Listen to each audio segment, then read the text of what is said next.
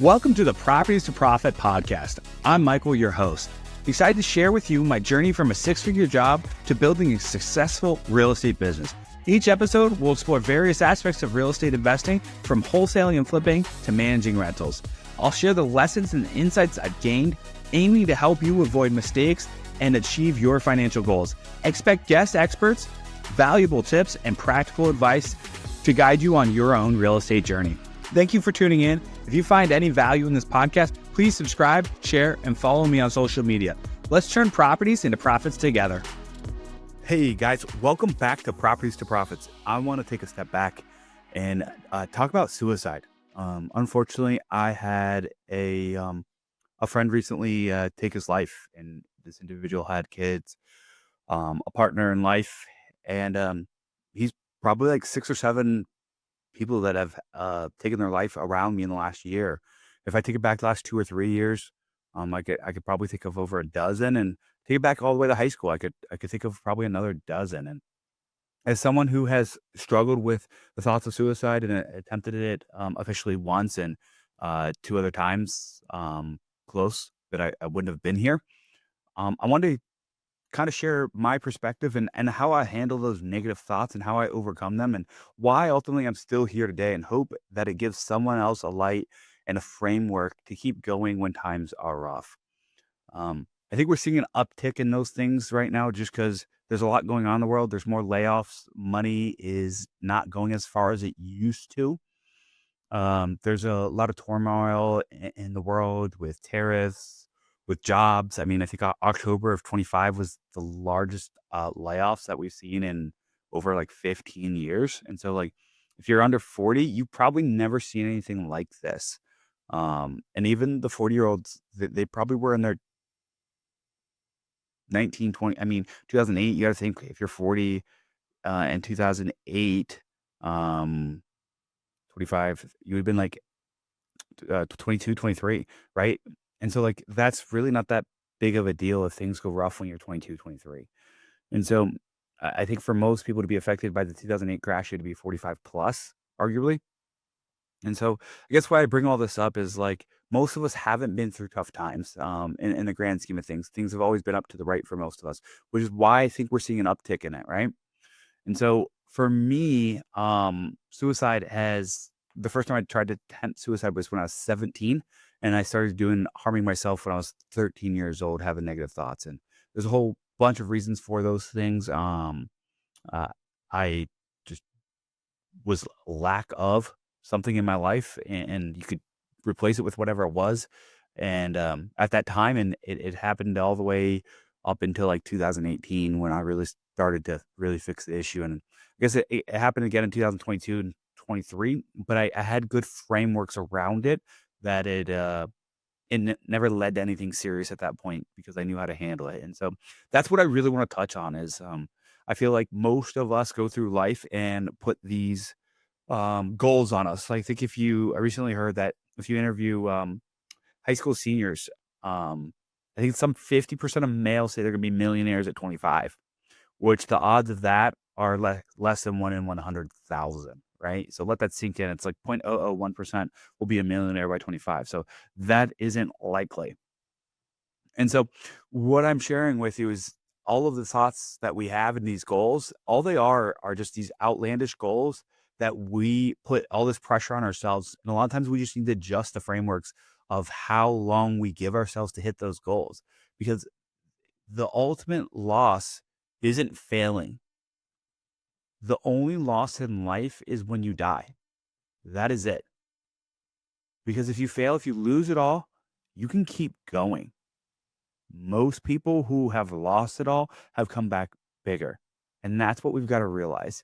And it doesn't matter if it's your kids or some of your health or finances, that you can get all of those things back. And I'm going to share a story with each one of those. So Leela, who's worked for me for 12 or 13 years now, in 2021 had a stroke. This was prime COVID time, and it was caused by COVID. And doctors told us we weren't sure if she'd walk again, ever get back, work, anything like that.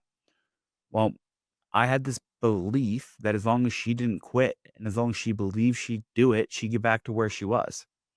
It took 4 to 6 months, and she was back to where she was, even stronger. And I've seen that time and time again. So it's like, even though doctors say she may never get there, she believed it and she continued to do the work. She didn't quit. So that's one story. Finances, I'll go back to myself. 2018, I'm $1 million upside down in bad debts. I didn't know what to do. I thought I was gonna take my life, and actually, there's a safe when I walk into my back door of my office, one of those, like, big 60 gun safes that's as tall as me, if not taller, weighs, like, 800, 900 pounds. That night, I had moved it in front of my door, so my grandparents wouldn't be the first one to find me. They were gonna have to call the fire department to get into my room. And so I look at that safe as a humble reminder that you're still here and life's good no matter how hard it gets. And so 2018 was really tough for me. I was in a relationship that I really wanted, and I had these outlandish goals for myself. I was getting ready to turn 27, and I thought I was going to be a millionaire and all these things. And things didn't go my way. A couple accounts that I had signed, I lost hundreds and hundreds of thousands of dollars, struggled to pay equipment bills, things like that. And I started to get in my head that I wasn't worthy and that I was never going to make it and that I didn't belong on this earth. Thankfully, I called my ex at the time, and she had people waiting for me at my house, and they changed the safe combination. And so that safe combination I didn't have access to like 6 plus months, because I just wasn't in a spot where I could do those things. And I had three support people to help me out. And that safe combination is the girlfriend at the time is who set that combination. It's still that combination. So when I get in that safe almost every other day, it's a reminder how far I've come because I've come a long way in life. Um, I have some pretty cool toys. Um, I mean, one of my goals is to have an airplane in the next 2 or 3 years, so that's pretty ridiculous, right? I do already have the Lamborghini, and, like, none of that really matters at the end of the day. It's all, like, how you view yourself. No toy, no money in the bank's gonna change that for you. Trust me, I've tried. And so, where I'm going with all of this is, it's all how we view in the perspective, and so, what I look at failures now, it just means I haven't figured it out. And every time I fail, I've gotta ask myself, "Do I wanna continue going down this direction or do I wanna give up?" And neither mean I'm a bad person, and neither mean I'm a failure, because there's lessons learned in everything that doesn't work out. And so, when I'm having negative thoughts, there are a couple things I go through, and thanks to my therapist, I helped build this for me, and I think having a therapist will help. And so, I don't ever have to worry about having to take my life anymore because I've got these frameworks. So, first things first, when I have negative thoughts, usually the first thing in the morning, right? For me. And so, my first rule of thumb is before I do anything negative, get out of bed, put my feet on the ground. That's for me. Once I get my feet on the ground, 9 out of 10 times, I'm good. Now, for whatever reason, if I'm not good, that 1 out of 10 times, first things first, ice bath or cold shower if I don't have access to an ice bath, if I'm at a hotel or something like that. After an ice bath or cold bath, I've never, ever had those thoughts. Like, it clears it up for me instantly, and that works for me. If I don't have access to that, I'm going to work out, and it could be as just a slow walk. Ideally, I'm doing it outside. And if it's not a walk outside, I'm strength training personally. That's for me. If it's not that, and I can't do that for some reason, and let's just say I was, physically hurt and couldn't work out, couldn't walk, anything like that, for me, it's some kinda mindset book, so I've got several behind them. It's Extreme Ownership with Jocko, anything like that kinda lights me up and gets me going. Um it's, Relentless by Tim Grover is one of them, and then The Power of One More by Ed Mylett are probably gonna be, like, the 3 books I go to if I'm in a bad spot and I need to do something. So, like, I've just promised myself and my loved ones that I'm gonna do those things before I take any action. And then the next thing I'm gonna do is just, like, realize, "Hey, it's not a loss unless I'm over." And so from there, after that, is if none of those things worked, which I've never gone that far, I've got to call my girlfriend, my grandparents, and my mom and tell them what I'm going to do. And all three of them have to agree. And like, they're never going to agree. Not one of them will ever agree. And so for me, that's how I stop it. And like those frame rates may not work for you. You got to have a support system around you that helps you get there. And so I just wanted to share this quick tidbit as someone who struggled with suicide for 18 years almost at this point. And it comes and goes, but it's never now that I've built this system up over the last 3 or 4 years, it's been really strong and, that I don't ever have those thoughts last more than 10, 15 seconds at most, whereas in previous, it'd go days, weeks. There were weeks I wouldn't leave a room. There were weeks, I would, like, not communicate to anyone.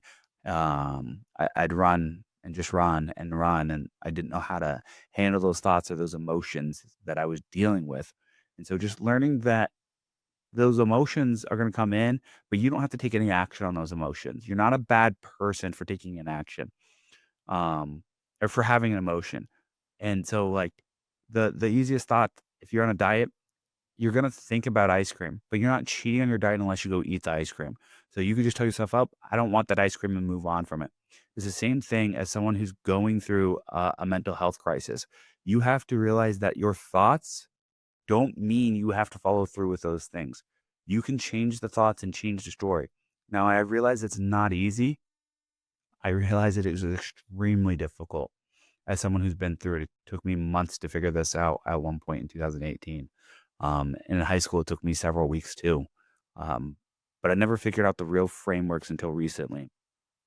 And as someone who went through a child custody case, that really beats you up too.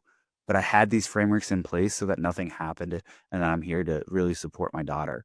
And so, anyone going through it, I want to share with you as someone who's really considered it and attempted it once. Don't give up. Um, it always gets better. It always gets better.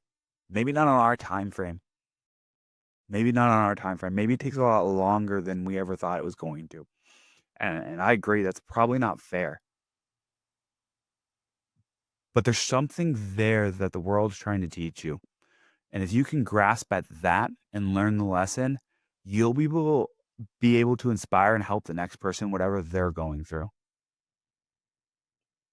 And I that's why I'm sharing this, is because as someone who has struggled for almost 18 years, I've learned so many lessons by just not ending my life.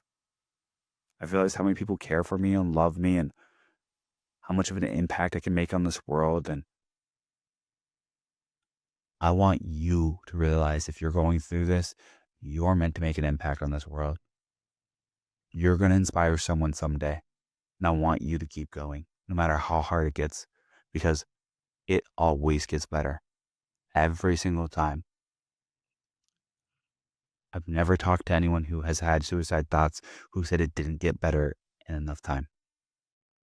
Us humans are just impatient and want it all right now. And social media are making that worse. The Facebooks, the Instagrams, the TikToks, the YouTube, whatever it is. Just know everyone's going through their own journey, and you don't need to compare yourself to that person. They had a different life than you. They had a different background to you. You can keep going, and it will get better, and your life will turn around, and you will change your outcome. I hope you find some value in it. I understand this might have stepped on some people's toes, but that was not my intentions. As someone who struggled with mental health for a majority of my adult life, I have found that when you have the frameworks of just get moving, shock your body in some shape or form. For me, it's cold. Um, Read something positive or that uplifts you. Could be your Bible, could be some motivation books that I list off, and then call your loved ones and tell them your plan and get their support before you do anything. Those four things have kept me safe and kept me going. And so since 2018, I was negative $1 million in the hole, didn't know how I was going to pay for it all. Bankruptcy seemed like the only option, and probably would have been a better option. I was just too proud to where all that stuff's paid off. I paid back every single one of my creditors, and no one lost money but me. I worked 3 jobs to make it happen. I ran my real estate company to make it happen. I tell people, just keep going. It will get better. and you will see the light at the end of the tunnel, and you will achieve the life you want as long as you put in the work and as long as you never quit. So at the end of the day, we all have more time as long as we don't end it. I hope someone found some value in this. And if you did, shoot me a message. And I want to help you find your big game plan to keep going when life gets hard for you. Thank you for listening to the Properties for Profit podcast. I hope you found today's episode valuable. If you enjoyed the show, please subscribe and share it with others who might benefit. Follow me on social media for more updates and tips. Until next time, keep turning properties into profits.